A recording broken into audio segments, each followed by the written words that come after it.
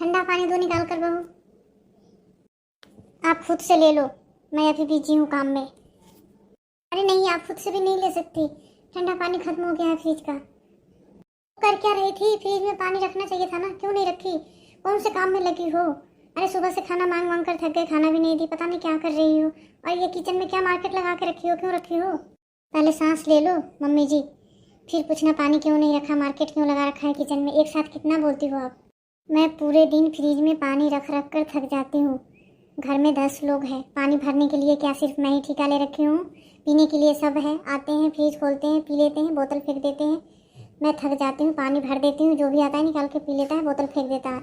इसलिए मैंने भरा ही नहीं। जिसको भरना है पीना है वो भरे अपना और रखे और पिए पिए। यही बात किचन में मार्केट लगाने की, तो ये मार्केट नहीं है। आज मेरा बर्थडे है जिसकी तैयारी मैं किचन में कर रही हूँ, क्योंकि खाना तो मैं ही बनाती हूँ, मेरे अलावा कोई और बनाता नहीं है। तो आज खाना मैं नहीं बनाऊँगी, जो भी होगा सब मार्केट से लेके मैं रखूँगी, तैयारी करूँगी अपने बर्थडे का।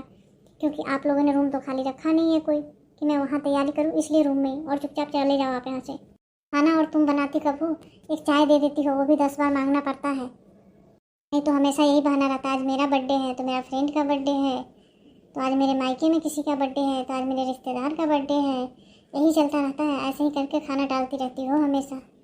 पानी मांगने आई थी कि बहस करने आई थी मेरे साथ? बता दो आप। मेरे पास और भी काम है, आपके पास काम नहीं होगा तो आप बोलोगे कभी चाय दे दो, कभी पानी दे दो, कभी खाना दे दो। मेरे पास और भी काम है, इसलिए आप जाओ, कोई और ढूंढ लो जिसके साथ आप लड़ सकते हो, टाइम पास कर सकते हो।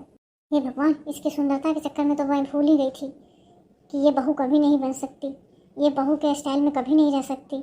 ये हमेशा लड़की के स्टाइल में रहती है, जो भी बोलो उसका उल्टा जवाब देती है। खाना इससे बनता नहीं है, बोलती है मैं बनाती हूँ खाना। गलती हो गई मुझसे।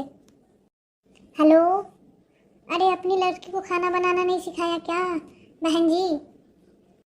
अरे बहन जी, मैंने खाना बनाना उसको सिखाया है, पर क्या है ना, वो सीखती भी नहीं है। कहती क्या ज़रूरत है, मैं तो एक बार खाना खाती हूँ, होटल से ही खा लूँगी। और जो खाए वो अपना बनाए, सबके ठिकाने रखी हूँ क्या मैं?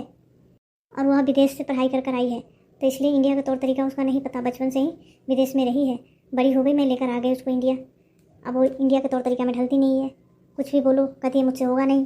अरे बहन जी, आप ही बना लेना ना, मेरी बच्ची अभी छोटी है, माफ़ कर देना उसे। अच्छा बहन जी, तो आपकी बेटी अभी छोटी है तो शादी करने की क्यों पड़ी थी?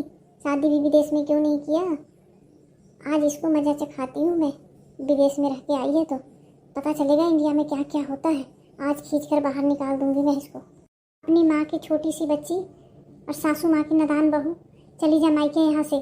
जब बड़ी हो जाना तो आना मेरे घर पर। अभी कुछ नहीं आता, अभी तो छोटी बच्ची है, चुपचाप निकल जा वरना धक्के देकर निकालूंगी आज।